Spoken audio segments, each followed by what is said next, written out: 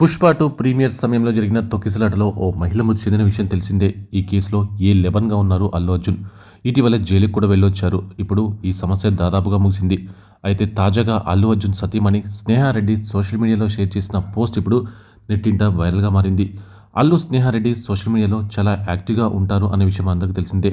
తన ఫ్యామిలీ ఫోటోలను నిత్యం సోషల్ మీడియా ద్వారా అభిమానులతో పంచుకుంటూ ఉంటారు. తాజాగా స్నేహారెడ్డి అల్లు అర్జున్ తన పిల్లల ఫోటోలను పంచుకున్నారు.